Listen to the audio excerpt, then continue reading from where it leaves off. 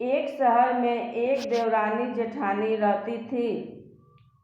जेठानी तेज तर्रार और घमंडी स्वभाव की महिला थी, जबकि उसकी देवरानी शांत और सरल स्वभाव की महिला थी। उन दोनों को कोई संतान न थी। इस कारण दोनों ही बहुत दुखी और परेशान रहती थी। संतान प्राप्ति के लिए जो कोई भी उपाय और पूजा पाठ के लिए लोग बताते थे, वे सब करती थी, परंतु दोनों को अभी तक संतान प्राप्ति नहीं हुई। एक बार उन दोनों को एक महिला ने बताया, नगर में एक बहुत ही सिद्ध बाबा आए हुए हैं। कहते हैं कि उनके दर्शन करने से ही लोगों का भला हो जाता है। वे जो भी उपाय बताते हैं, उनको करने से व्यक्ति की मनोकामना बहुत जल्द पूरी हो जाती है। उनके आशीर्वाद से कई लोगों को संतान की सुख प्राप्ति हुई है। तुम दोनों भी जाकर उन सिद्ध बाबा से आशीर्वाद प्राप्त कर लो। ये सुनकर वे दोनों सिद्ध बाबा के पास पहुंच जाती है और उनको प्रणाम कर अपनी समस्या बताती है।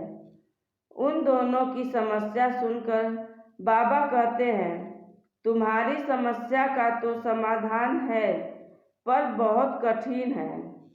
कर सकोगी तुम दोनों? जी बाबा, उपाय कितना ही कठिन क्यों न हो, तो हम दोनों उसे जरूर पूरा करेंगे। बस आप उपाय बताइए। बाबा की बात सुनकर दोनों एक साथ बोल उठती हैं। उन दोनों की बात सुनकर बाबा बोले, आने वाली अमावस्या को तुम दोनों 1 साल के अंदर के बच्चे के जन्म के समय के बाल लेकर आना, यानी जिस बच्चे का मुंडन ना हुआ हो, पर याद रखना बाल कटे हुए ना हो, जड़ से उखाड़े हुए होने चाहिए। फिर उन बालों से मैं एक ताबीज बना के दूंगा, जिसे पहनने से तुम दोनों को 1 वर्ष के अंदर ही संतान सुख की प्राप्ति होगी। बाबा जी को प्रणाम कर दोनों वापस घर आ जाती है। अब वे ऐसे बच्चे की तलाश में जुट गई जो 1 वर्ष का ना हुआ हो और उसका मुंडन भी न हुआ हो। सौभाग्य से उन्हें एक बच्चे का पता चल जाता है, जो खेत में काम करने वाली महिला का था। अमावस्या का दिन आया तो दोनों खेत जा पहुंची और वहीं बैठकर इंतजार करने लगी कि महिला बच्चे के पास से हटे तो वह बच्चे के बाल ले सके। तभी महिला ने बच्चे को दूध पिलाकर चटाई पर लिटा दिया और उसके पास अपनी बड़ी बेटी को बैठाकर खेत में काम करने चली गई। जब दोनों ने देखा कि महिला चली गई है, तो वे बच्चे के पास आई और लड़की से कहा कि तुम्हारी माँ तुम्हें खेत में बुला रही है, तुम जाओ, तब तक हम बच्चे को देखते रहेंगे। लड़की चली जाती है। उसके जाते ही जेठानी ने जल्दी से बच्चे के बाल पकड़कर नोच लेती है, जिससे वह बच्चा तड़प उठा और बहुत जोर जोर से रोने लगा। उस दूध मुँहे बच्चे का कलप कर रोना सुनकर देवरानी को आंसू आ गए। वह उसे गोद में उठाकर सिर को सहलाने लगती है। तभी उसकी जेठानी बोली, अरे ये क्या कर रही हो? जल्दी से बाल उखाड़कर चलो, नहीं तो वह महिला आ जाएगी। उसकी बात सुनकर देवरानी बोली, नहीं दीदी, ये काम मुझसे नहीं होगा। आप तो देख रही हैं न कि आपके इस तरह से बाल नोच लेने से बच्चा कैसे दर्द से छटपटा रहा है। अरे तू पागल हो गई है क्या? ऐसे किसी के बच्चे से ममता दिखाएगी तो कभी भी तू माँ नहीं बन पाओगी। तूने सुना नहीं था कि बाबा जी ने क्या कहा था कि इस उपाय से हमें संतान की प्राप्ति अवश्य होगी। जेठानी ने कहा, नहीं दीदी, भले ही मुझे संतान की प्राप्ति हो या न हो, पर मैं किसी भी बच्चे के साथ ऐसा नहीं कर सकती।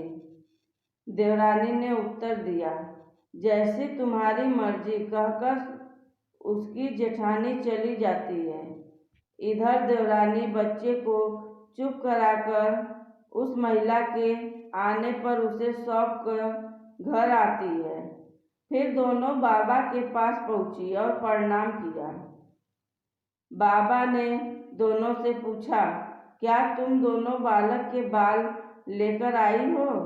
यह सुनकर जेठानी ने तुरंत अपने हाथ आगे किए और बोली, जी बाबा जी, आपके कहे अनुसार मैं बालक के बाल ले आई हूँ।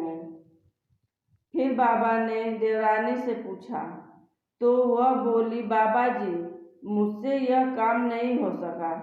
मैं अपने स्वार्थ के लिए किसी भी नवजात शिशु के बाल नहीं उखाड़ सकती।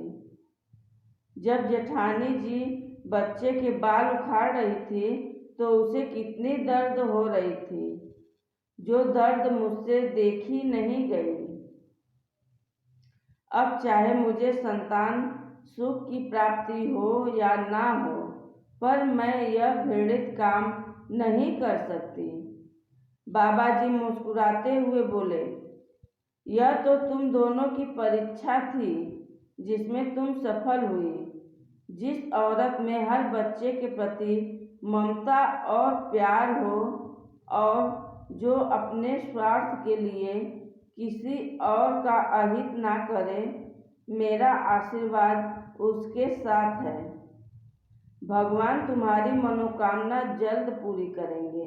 वहीं जेठानी अपना मुंह छिपाकर उठती है और फिर दोनों अपने घर चली जाती हैं। साल बीतने से पहले ही देवरानी को एक लड़का होता है।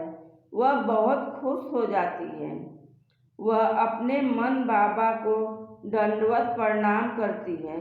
वही जेठानी बाबा को कोसती है। दोस्तों, कहानी कैसी लगी? अगर अच्छी लगे तो एक लाइक और एक चैनल को सब्सक्राइब तो बनता है। धन्यवाद।